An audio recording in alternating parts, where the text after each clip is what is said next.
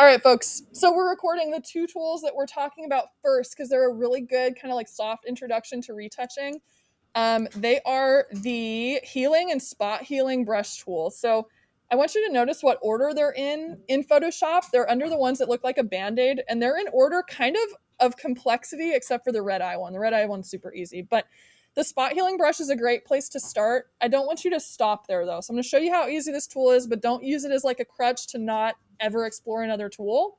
So the spot healing brush tool is exactly what it sounds like. It heals spots. The artistry that comes into the spot healing brush tool though, you have to learn how to change your brush size so that the size of your brush fits exactly around the blemish that you want to replace. If it's too small, a lot of stuff is still going to be left around the blemish, and you really haven't done your job of cleaning that part of the skin. So I'm going to make sure that my brush, by using the right bracket, I can increase, left bracket, I decrease. My brush size fits exactly around the spot that I want to remove. When I click, it's done a pretty good job, but I realize if I zoom way in, there's still some remnants of discoloration in the skin that I didn't get. So I really want to do a good clean job from the get-go. I'm going to make my brush bigger and click around that. You don't want to do it to the point where your brush covers the whole forehead. This is not, here, I'll show you. This is not what you want to do. No, don't do it, because look, what is that? What even is that? So please don't go too wild with this tool. Use it sparingly. Make sure your brush fits around the spots you want to correct. Not too big, not too little. And the computer does a pretty darn good job of fixing these up for you.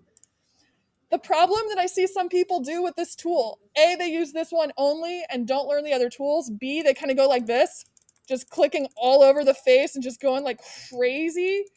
And that might seem like it's working, but someone with a trained eye, and I know it might not be super easy to see here, but someone with a trained eye can start to notice patterns. Like if you see this mark is duplicated multiple times, the texture of the skin starts to get replicated. I can see this mark multiple times.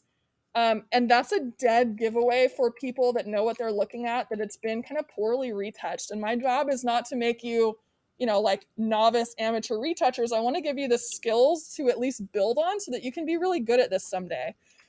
So I clicked about 1,000,000 times. I don't know how I'm going to control Z my way out of that, but I'm going to try because I want to show you some different tools and options for what to do here. So back to this point, spot healing brush tool is great for kind of quickly curing some like isolated spots when the area around it is pretty clean and clear. But I want to show you some other tools too. For instance, like this area is kind of big, so I'm going to switch tools. I'm going to hold down, and instead of my spot healing, I'm going to do the healing brush tool. And this tool is really similar, except if I just go and try and click on a spot, it gives me an error code. It says I need to alt-click to define a source point to be used to repair the image. What that means when it says source point, it's asking for me to tell it, where's a good spot of skin that I can copy pixels over and clean a different area that's a little too messed up for me to just go in and start clicking around. So I have to alt-click to do that. Remember, it says alt-click to define a source point. So I've got to hold alt.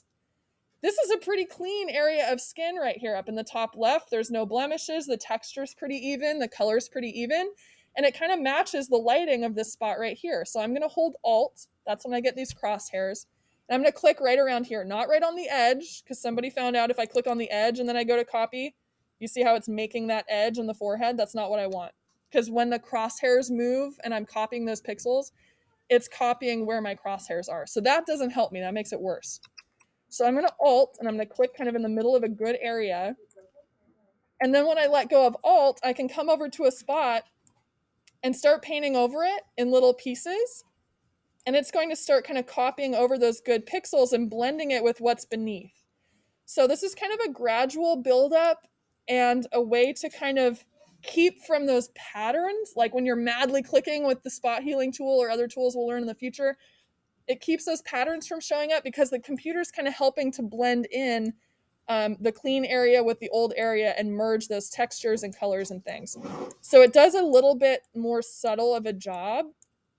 You're a little bit more involved. So where the spot healing is for spots and it's pretty much fully automatic, the healing tool, you're a little bit more involved as the artist and you have a little more control to say, this is the area that's good. I want you to copy that area over here. You always have to watch where your crosshairs are again, because sometimes you can get carried away and just start going, and then you hit an edge and you wonder why it's copying this line onto someone's face or other things that we'll use it for. So again, you've always got to watch those crosshairs and be aware of where it's copying pixels from. But that's kind of the gist of these two tools. We're going to get way more in depth with all the different possibilities for retouching, because like I said, there's a whole world of skills and techniques for this. But between these two tools, the spot healing and the healing brush tool, on any of these faces, you should be able to do a pretty good job of cleaning up, their bad skin days. I will say there are some images that are a little trickier than others, and those I encourage you to again, switch back and forth from tool to tool, especially the healing brush tool, using that, for instance. If I can pull up that other example, for instance, here, if you just use the spot healing brush tool, you can get some spots, but there'll still be some skin discoloration left, like from the dark acne there, that like it leaves a scar behind. So that's when using the healing brush tool to say, here's a clear area of skin. I want to kind of transpose those pixels over onto this area, and you can give her a much more even skin tone and not leave those kind of dark spots behind if you just heal the little tiny spots. So again, these tools are meant to be used kind of in combination, but I encourage you to switch back and forth between them. Don't rely on just one tool or the other. And the last thing I'll say before we kind of go on to experiment with these and have some time to get comfortable, make sure you're thoughtfully choosing where your source point is based on the lighting and the color. I don't want to alt click on this highlight right here and then transpose that over here, because the lighting is totally different. I want to find an area of skin that matches the lighting and the color of the mark I'm going to fix. So I'm going to alt click down about here because it's in the same kind of lighting, the same color skin, the same part of the face. And that's how I'm going to be able to kind of slowly go and cover over that mark in a way that looks really natural. So you can, yeah.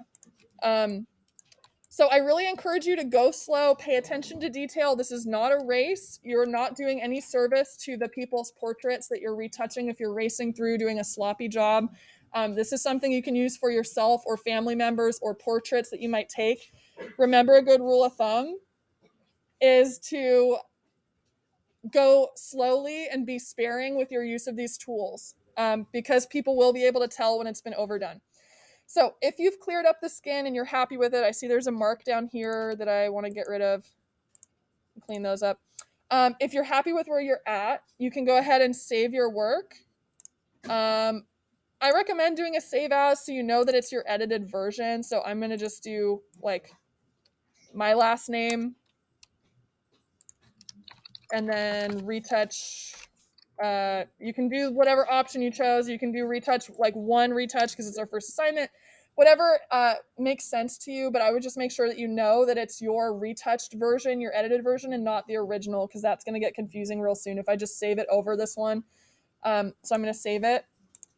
And then I can turn that one in. So I know what to look for in each of these images. I'll be able to recognize those patterns and what kind of job you've done retouching. So again, I encourage you to go slow and steady. Use the tools sparingly. You don't want to make them look flat.